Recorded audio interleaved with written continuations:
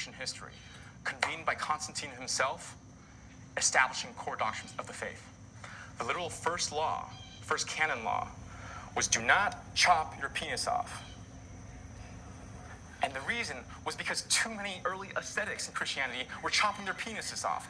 And that's exactly what Nietzsche has in mind here. Man would rather will nothingness than not will. Okay, in this domain, willing would be having sex. Not willing would be being chaste, but with the penis attached. Actively willing nothingness is actively chopping it off.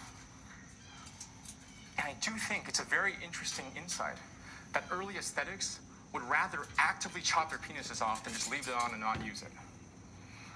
And Nietzsche's reading here, again, is that our will to power is so strong. I mean, think about the balls it takes, okay, to chop off your balls. That's will to power right there. All right, so we've solved the riddle of the ascetic ideal. What appears to be not willing is really the will to power, directed in two avenues: social control or the willing of nothingness, which means, again, life denial, denying one's core instincts.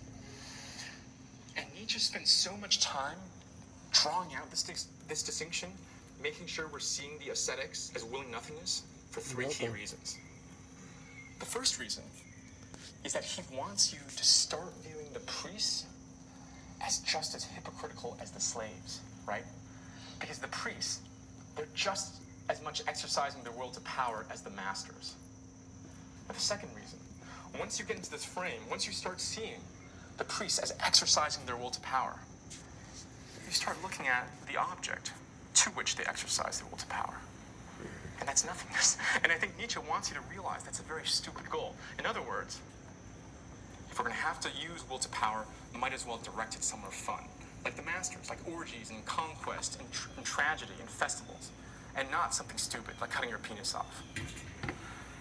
The third reason that Nietzsche wants to make sure we understand the ascetic as willing nothingness is that he wants to set up how the priests managed to convince everyone else, both master and slave, to also adopt this ideal, to also will nothingness. So that's going to be the final topic we're going to reconstruct in Nietzsche's genealogy. The riddle we need to solve now is, why did this ascetic ideal, again, denying one's life's core instincts, why did it spread to people who weren't priests, who didn't have transcendence as their main goal, to people like you and me? Nietzsche's answer is that it appealed to two constants within human nature: cruelty and suffering. We're going to talk about cruelty first. So Nietzsche's claim is that humans all want to exercise cruelty. And the example he gives are how chimps and monkeys delight in violence, how ancient cultures make out of pain what he calls a festival. Whether this is looking at the Colosseum, whether this is going to beheadings as if it were like an amusement park. That's something people used to do, right? Public executions were seen as a festivity. And we can even see this desire to exercise violence and cruelty on others, Nietzsche thinks, in our modern day, right? I mean, for today, it would be the sheer amount of violence in our media that we consume, in our video games and our movies. The issue with this desire, the desire to exercise violence and cruelty on others, is that civilization cannot permit it, right? Civilization can't permit you to exercise violence all the time. Otherwise, it's going to disrupt civilization. So Nietzsche thinks, without an external target of cruelty, we turn this cruelty internally, and then we adopted the ascetic ideal. I quote to you Nietzsche: "All instincts that do not discharge themselves outwardly turn themselves inward." This is what I call the internalizing of man. So he's giving us what is called a hydraulic view of human desire, right, of water pressure. If it doesn't come out one way, it's going to have to come out another way. Thus first grows in man that which he later calls his soul, the entire inner world, originally thin as if inserted between two skins, has spread and unfolded, has taken on depth, breadth, height, to the same extent that man's outward discharging has been obstructed. So this cruelty is not totally negative, right? It gave us our inner life. Hostility, cruelty, pleasure in persecution, and assault in change and destruction, all of that turning itself against the possessors of such instincts. That is the origin of bad conscience.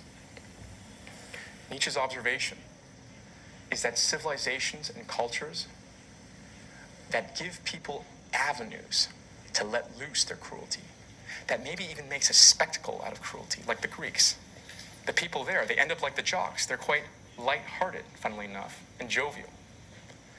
But cultures like our own, that think cruelty is something to be swept away under the rug, that thinks it's something avoidable, that it's bad, people end up gloomy because we turn this cruelty onto ourselves. And what Nietzsche, I think, is gesturing at when he talks about self-cruelty does include things like physical harm, right? We cut ourselves, deny ourselves our core instincts. Suicide is obviously the most extreme example. But I think what he also has in mind is mental harm.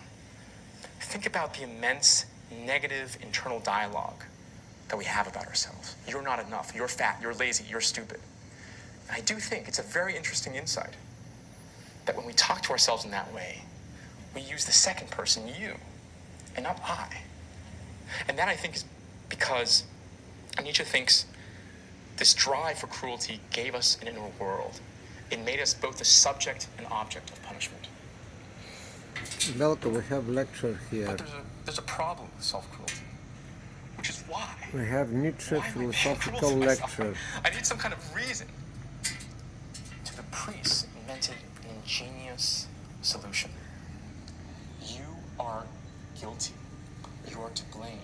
You are to be faulted. I quote you, Nietzsche. Guilt before God. This thought becomes an instrument of torture for him. In God, he captures the most extreme opposites he can find to his actual and inescapable animal instincts. He reinterprets these animal instincts themselves as guilt before God, as hostility, rebellion, insurrection against the Lord, the Father, the primal ancestor, and the beginning of the world. The interesting insight here that I think Nietzsche is highlighting is that the concept of original sin is not a bug, but a feature. We actually like it because it enables us to maximally exert self-cruelty unto ourselves. Okay, I'll give it the same. And of course, this type of self-cruelty is none other than the ascetic ideal, committing violence to oneself, denying oneself our core desires. And so again, the other interesting insight is that even everyday people like you and me, we've adopted this ascetic ideal, even to a less extreme extent. But there's another pathway, which both guilt and the aesthetic ideal appeal to people, and that's through the problem of suffering. So for Nietzsche, he got this from Schopenhauer, who got this from the Buddhists, and it's quite a simple idea that life contains a great deal of suffering. Some people might suffer less, like the masters, because they're naturally more healthy, but they also suffer. And the problem with suffering isn't the amount of it or the fact of it, but it's the lack of meaning of suffering. So Nietzsche has this very famous line, "He who has a why can bear with almost any how." And what he means to highlight there is the amount of pain, the amount of struggle we're willing to go through, if it's for a cause, if it's for some narrative, if it's for our friends, our children. So suffering needs a meaning. And Nietzsche thinks that people try to find this meaning by blaming others. And we already talked about how the slaves in part 2 blame the masters. And Nietzsche thinks that the masters in the Greco-Roman world can blame the gods. It was Athena that caused me to spiral into frenzy. But there's an issue with this form of other blame, which is that it doesn't really fully answer the why question. Why is Athena punishing me? Why is that bird of prey attacking me? Why me? And so the priests jump in here with both the idea of guilt and the aesthetic ideal and present an ingenious solution. You are suffering not because of someone else, but because you are at fault. I quote you, Nietzsche. Those who suffer make malefactors out of friend, wife, child, and whatever else stands closest to them. I am suffering. For this, someone must be to blame. Thus, every diseased sheep thinks. But his shepherd, the ascetic priest, says to him, "That's right, my sheep. Someone must be to blame for it. But you yourself are the someone. You alone are to blame for it. You alone are to blame for yourself." I am suffering because I made a mistake, because I am guilty, because all of this, life itself, all of my natural desires, is bad. Now, my suffering is given meaning. And I do think it's a very interesting insight that of the 5 major world religions, all of them answer this question of suffering in some sense back to you, right? It's sin in the Abrahamic faiths, and it's the idea of karma in Hinduism and Buddhism.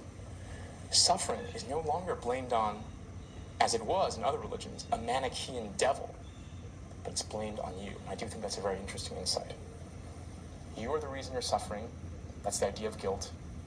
And you can stop suffering by denying yourself. That's the ascetic ideal. So both of these pathways appeal to the slave as well as the master. But they appeal to the slave a bit more because the master has external